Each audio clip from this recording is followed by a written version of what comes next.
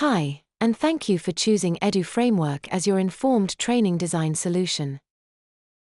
In this tutorial, we'll walk you through the steps to create and activate an account on the platform. Let's get started. To create an account, you have two options: sign in with Google or Facebook, or to sign up with new credentials that you create specifically for this platform. To log in using your existing Google or Facebook account, simply click on the Sign In button, located in the top menu to access the Sign In page. Then click on the Login in with Google or Login with Facebook buttons, located at the bottom of the page. You'll be prompted to provide your login credentials for the selected platform. Once completed, Edu Framework will automatically create and activate your account.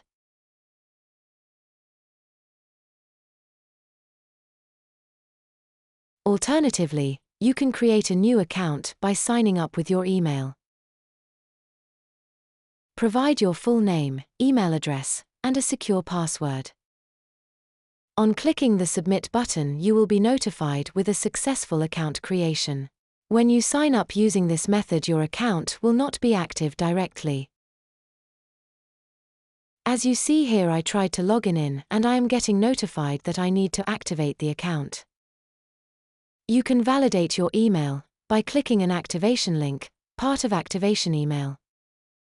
You will be receiving the activation email on the email address you provided during registration. If for any reason you did not receive the email, sign in with the username and password you provided on the platform. You will be forwarded directly to the activation page, where you can find the option to resend the activation email.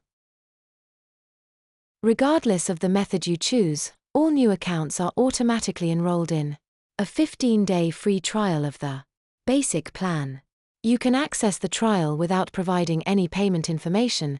Payment is necessary only after the trial period to upgrade your current plan. That's all for this tutorial. Check out our other tutorials to learn more about the rest of the platform's functionalities. Thank you for listening.